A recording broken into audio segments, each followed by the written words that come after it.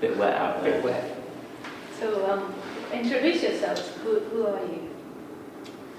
This is Aoife, No. rocking the female vocals in the band. I'm Carl.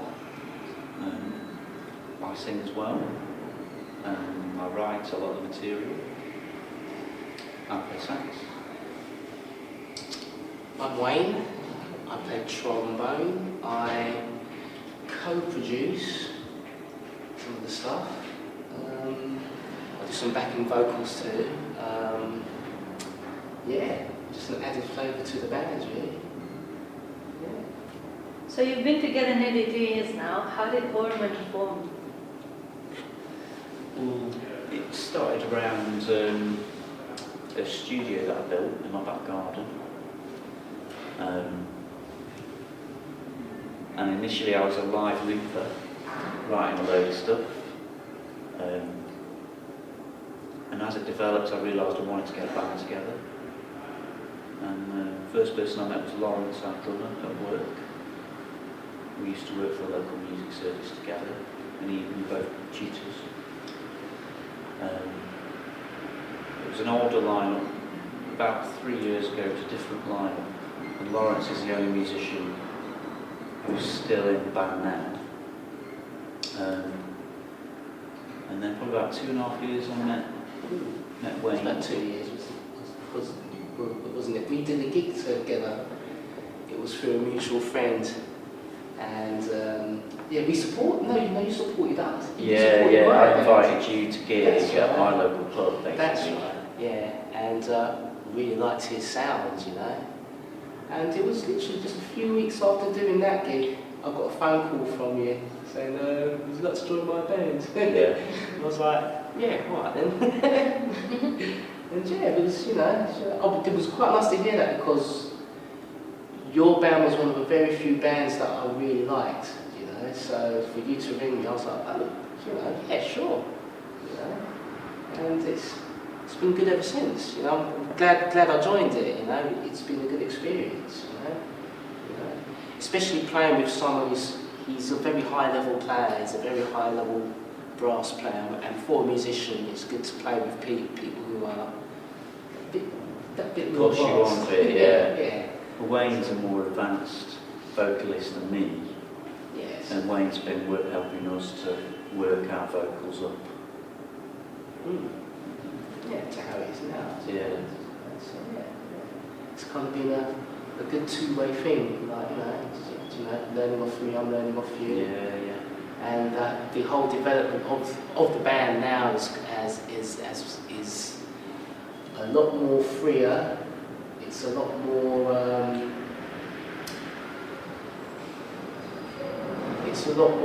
It's a lot more entertaining, yeah. Because the sound initially, it was a very interesting sound, but the way it was coming across was very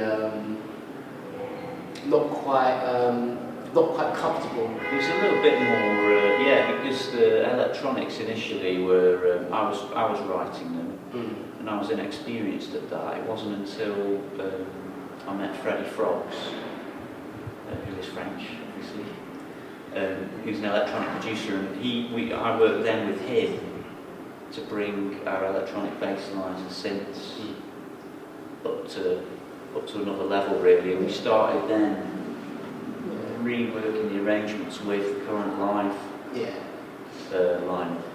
Yeah, they used to have their stands on the stage with music and stuff. It used to be like a jazz band. It was like a jazz set almost, with electronic going on. To have that now would be pretty crazy, because we're a lot more kind of vibrant now. It's not jazz, but there's a lot more room on stage now. We had to break down our live setup, because you used to bring half of your studio onto the stage. You used to have your laptop, your mixing desk inside.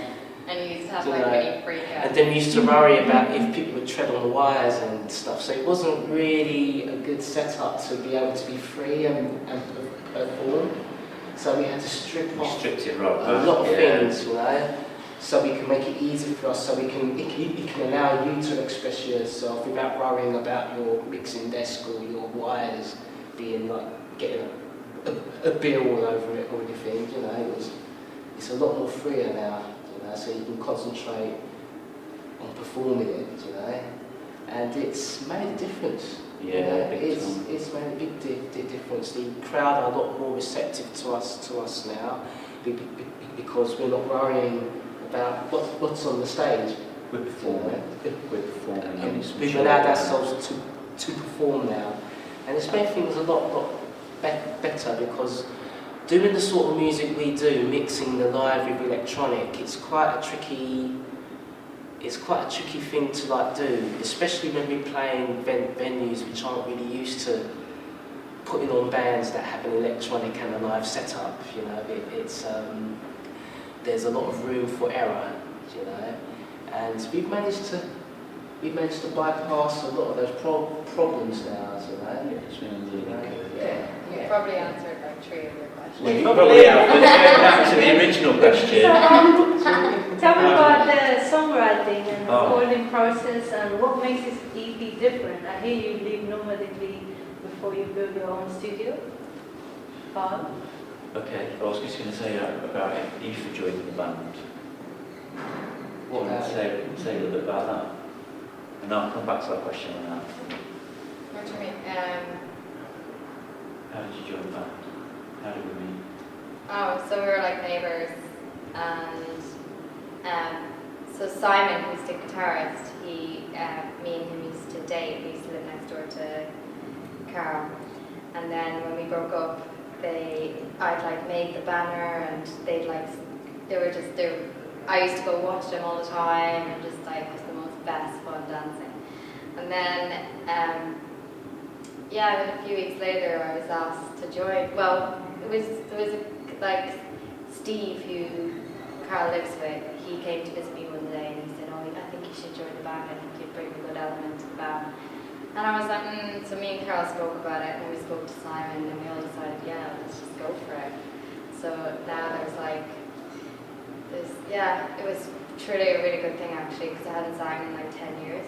And I used to sing for like the choir and school and stuff. And then, it's just good to be able to use my gift. It's quite amazing, really. They don't just split up. So if I was a gobsmacked that they could even look at each other, let alone We be a just band kind of together. turned our love into something different, which is like what a lot of should do, I think. Because love is cool. Yeah. So the question is, Sorry. How? What's the question? How? So tell me more about the songwriting and recording process and what makes this EP different. okay, well, I come up with a lot of sort of sketch ideas for songs, and I then arrange them in Ableton Live, who I produce works in Ableton Live as well, and come up with some basic electronic bass lines and some beats, and then I basically bring it to the band, and we rehearse that in our studio. And then we get Freddie involved. And Freddie's really good at mixing, producing really dirty fat bass lines for a start, and working, helping me to make the arrangements flow. But we also, at one point, we did jam a lot of the songs live with him mixing it up through Ableton on the spot, which he teaches at Point Blank, which is a world-leading institution, and when I contacted him to say come and work with us, I thought he would have worked with a lot of bands like ours, but we were the first band that he'd done that with. And it just brought a new creative process really of mixing up electronica with live bands, and then mixing electronica with live instruments and voices. The number of live instruments we employ is not easy to do, to produce that to high standards, so he's done really well, and I think all those different aspects have kind of fed back into each other. Now Wayne brings his kind of creative input, Aoife brings her creative input, Simon was writing all the guitar bits, you know, and Loz was sort of just blending all sorts of different dance beats, ska, What's good all about sorts of stuff. What's good about Loz and you and like us, like we have such a diverse musical background. You know, I grew up listening to hip hop, you know, soul, funk, you know, a lot of electronic music, dance music. You come from an angle where you listen to a lot of dance music, but you come from more jazz, Classical edge, jazz, you know. You come from your angle, but there was when we come to it together, there was enough musical kind of influences that we like, which melded. Yeah. When we're in the studio and we're going, like, it literally does feel like there's a swirl of energy just going around, and it's like, it is pretty crazy sometimes. Sometimes. But what I like about it, it's very, because of the nature of the music, it allows us not to be so opinionated or one-sided on how the tunes sounding, because the songs themselves, they sound dancey yet contemporary. So there's a lot of scope for different influences to kind of work, you know. You know, like having like Chrome to come with our set, like at live gigs. We have an MC that comes on stage with us, and he's like a garage kind of MC, do you know, which is very kind of different from where we're coming from. But when he comes in, because of the nature of the music, he can pick out what sounds good to him, and he'll do some raps over it, and it just sounds right. It just works, you know. So I do like that aspect of the band. There's, you know, it's very much an open book, creatively. So your musical backgrounds are diverse and cultural. Yeah. They just managed to gel. Yeah, absolutely. So you were back to gig in Bournemouth on Saturday, the 25th of October. Were you there in the spring for the Lavatory Breakthrough Music Awards? Yes. Yeah. That was interesting. Wasn't it? It was, yeah. It was a bit interesting. We, Nerve-wracking. Yeah, I was kind of new. I was fairly new then, wasn't I? yeah, it was probably about your second or third gig, I think. Yeah, I don't know how I did that really, to be honest. Eva's first gig was at Huxanani in Brixton to about 300 people. Yeah. And to go from bedroom. Well, I suppose bedroom singing to that level of sound environment's a big step up, you know. Yeah, I did a lot of shouting. Like nowadays I'm back, I think, oh my god, like what was I doing? But it's good though, you know. Yeah. When you're learning, you're not, you're listening back to yourself. You're like, That's funny though. Anyway, to get back to the question. Yeah, sorry. So I contacted Lavatory and I played them our single Swansea, which is the first thing that we've put out, so kind of our lead single. It's quite different to a lot of our other tracks. Yeah, sort of a fusion of Balkan gypsy electro swing with a bit of Afrobeat thrown in, probably. They heard that and then they shortlisted us for their award, and then we got voted into the final. And so we tripped down to Bournemouth and we gigged down there. I thought we were going to win it. We did a cracking performance. Yeah, we did pretty well actually. Yeah. Yeah, we did. But I think a lot of people had said that even when we got off the stage, like everyone was saying, like, you guys, that's it, you guys have it. And then, like, it was so funny, like, we shouldn't say it, but people were like, that was a hoax, they should not have won, you should have won. And we were like, no, come on. but we were the only group that didn't have fans there. Yeah, we did. I know. We're we finally had out two, and made all yeah, these we went friends. down from London, didn't we? So Yeah, so we was the only band that had travelled, you know. So I think we done really well for that. Yeah. You know, It was good fun. and despite that. I mean, I was very impressed with the band that won it. The Bleeding Noses, they're called. They're kind of folky, punky, and they were Really very cool good. guys, actually. They're very tight. Really yeah. nice, yeah. And very, very different style to us. Yeah. Just Oh, completely it was a very so different girl, band, really. The little girl, what's her Lily name? McCauley. Lily McCauley, she was brilliant. She was Yeah. amazing. And she She was won. solo artist, didn't she? Yeah. But for us as a new band, I think Yeah, I thought it was a very good experience to get that far. absolutely. Learn quite a lot from it. And don't forget the band that won them local bands, Verve Radio as well. I'm sure they were local. Yeah, they were local. So they had that advantage over us, you see. Because they had fans there, you know, we didn't really. So yeah. It wasn't fair. Do you have any more stories from your summer adventures? Festivals? We did loads this summer. We recorded loads of videos this summer as well. Yeah, we That's shot a about lot it. of videos. Yeah. There's 2 more coming out that are just so cool. Like, One of them was very nerve-wracking for me. mm. I found out that I haven't got vertigo, but I've got a serious fear of heights. Oh yeah, Yeah. Which is quite Have scary. you seen the Swansea video? Yeah.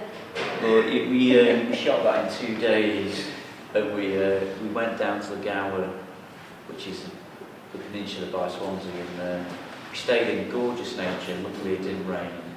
And we shot this video on our phone. It was in several different locations, and got locals involved, and had quite a good laugh doing it. But I didn't know that Wayne suffered from vertigo, so we started to climb the cliff.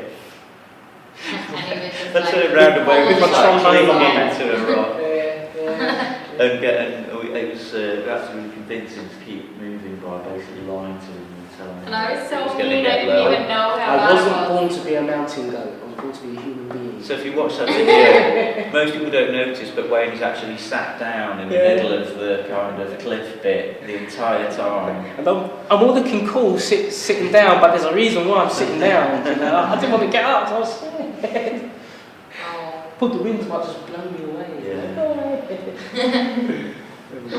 And like people were so kind, like we were trying to shoot the whole band, but obviously we didn't take an extra cameraman down with us, so often like locals would just be listening to us playing, and then they would come and hold the phone and be the cameraman. Like we went down to do a local community gig at Lawton Lodge in East Sussex, and we were saying, oh, we've got somewhere that, like, you know, in your garden or something, you shoot the last bit of video that we've missed, we need to. And they said, oh yeah, we'll take you to this place, and they took us to the most stunning, gorgeous place called Lake Boyd, with a gorgeous lake, and like caves Yeah, and and then water professional and stuff. photographers came And then they came and it. shot it for us. Yeah, they were from the BBC, like they do documentaries and they were Yeah. for Channel 4 and BBC, and they were like, we'll do this whole thing for you. That was And we were really like, nice, what? nice of them to offer It was that. crazy. Yeah. They were so...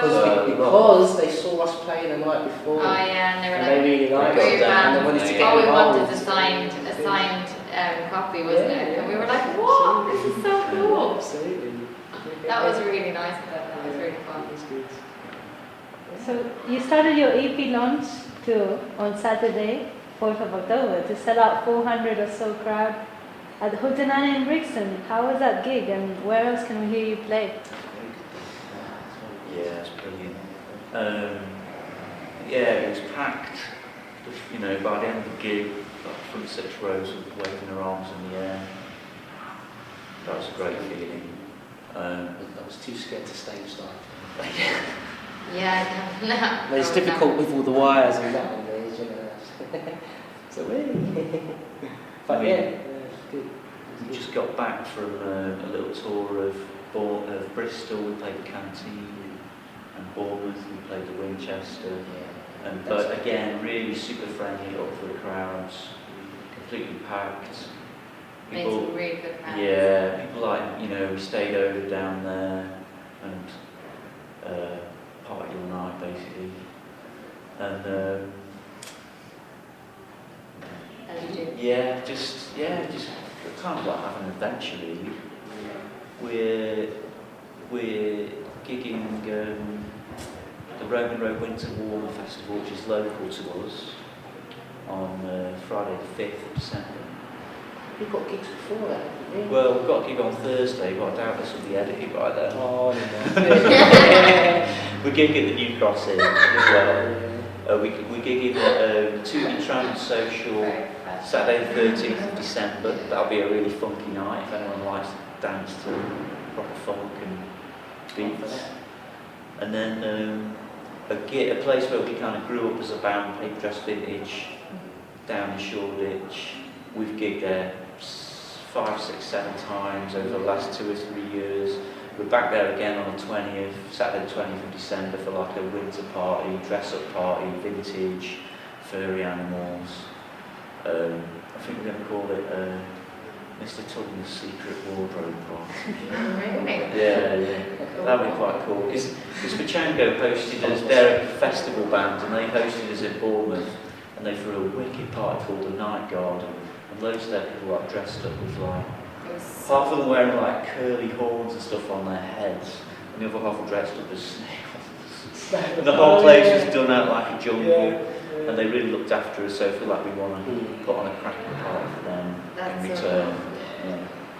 Yeah, I'm glad to hear that, because they were like the coolest people. I haven't met people as cool as them. They were lovely, weren't they? they? Were just like so nice. Put us up in their house, like barely knew us from Adam.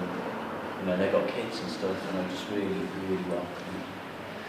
And then we're going to gig with Verve for the Verve Radio, TV and magazine launch party on February the 13th. Friday the 13th. Oh, really? Next year. Yeah, we just confirmed it today with the Cool. Yeah. Thank you. Only Beach.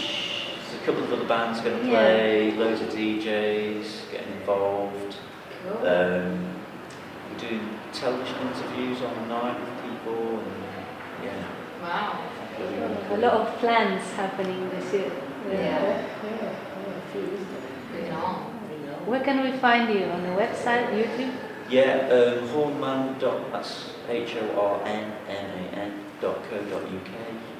If you go on the homepage, there's video up there, and right now you can download our EP for free, or do it by donation. There's a link to Bandcamp, and you can go straight there and get hold of it, and that'll give you all the tour dates and pictures of us in studios, talking about us dressed up as Yoda and Mike Brown, and all sorts of stuff.